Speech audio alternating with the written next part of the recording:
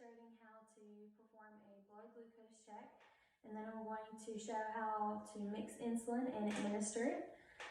So first I'm going to ID my patient. I'm going to look at their wristband and ask them to state their name and date of birth. I can also use the wristband and compare it to my electronic health record or a paper record. Then I'm going to review my physician orders. I'm going to wash my hands, put on clean gloves.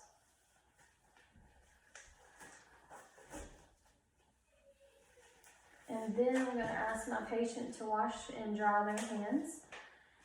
I'm going to turn on my glucometer and place a testing strip in it. I'm going to use my hand as an example. For pricking on the finger, you're going to use the lateral distal end of the finger, and you're going to wipe it down really good with an alcohol prep or antiseptic swab. Let it completely dry. Then you'll take your lancet and you're going to prick the finger. The first drop of blood you're going to wipe away with a cotton ball, and then you're going to slightly squeeze the finger, and you're going to take your glucometer and place it up to the blood. The strip will absorb the blood into it, and it'll start reading it. If there's any excess blood on your finger left, you can wipe it off. And the glucometer is going to display the results on the screen. Afterwards, I'm going to turn off the glucometer. I'm going to disinfect it, and then I'll remove my gloves. I'm going to wash my hands and explain to the patient the results in a document. If their glucose is high, in this case we're going to say it is, I would take the physician orders and my MAR and compare them. I would then ID my patient and ask them to state their name and date of birth. You can also use it to compare to your electronic health record or a paper record. I'm going to wash my hands and put on clean gloves.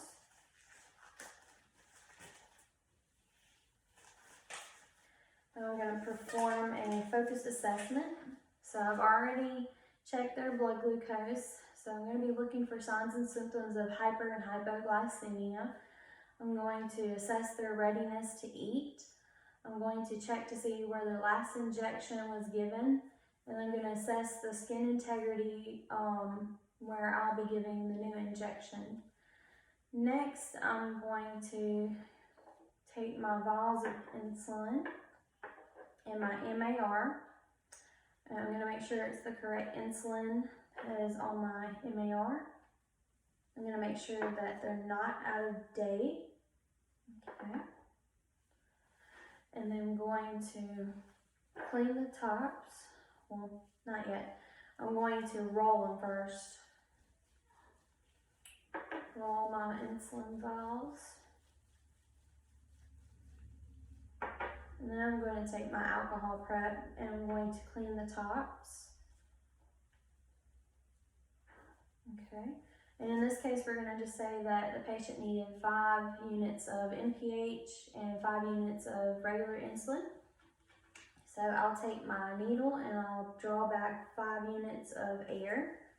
And I'm going to inject that into my NPH insulin. And be careful not to get the insulin on my needle. Okay. I'm going to pull back another 5 units, and I'm going to inject my clear insulin and immediately draw it back. I'm going to make sure I don't have any bubbles in my syringe. So I got 5 units of clear. And then I'm going to inject my needle into the cloudy. And I'm going to pull back another 5 units, making sure there's no bubbles. And I'm going to make sure I don't hit the plunger so I don't mix the insulin with my NPH in the vial. And next I'm going to make sure that that's correct. I'll recap my needle using a scoop method. Okay. I would label this since I'm outside the patient's room, and I would have a second nurse verify my units of insulin. Next, I'm going to go to my bedside and do my third check. So this is the right insulin. It's still good, it's not out of date.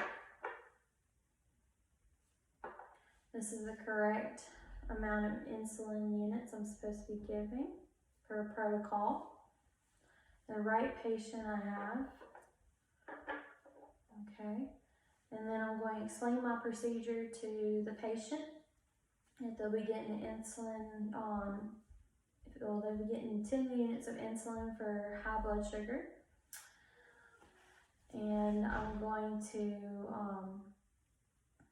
identify the sites you can get it. So you can get it in your upper back portion of your arms. You can get it in your abdomen, your upper thighs, the upper back side of your thighs, and you can also get it in the lower back lateral sides. Next, I'm going to clean my injection area where I'm going to be giving it. And when you pinch up, if you can pinch up 1 inch, you're going to put the needle in at a 45-degree angle. If you can pinch up 2 inches, you'll be putting in at a 90-degree angle. So I'm going to pinch it up. Now I've already cleaned it where I'm going to be injecting, so we're going to inject slowly. Okay, remove my needle. I'll place an alcohol pad on top of that real gently. I would dispose of this in my sharps container. And then I would take my gloves off, wash my hands, and document. And that is how you perform your blood glucose, mix insulin, and administer insulin.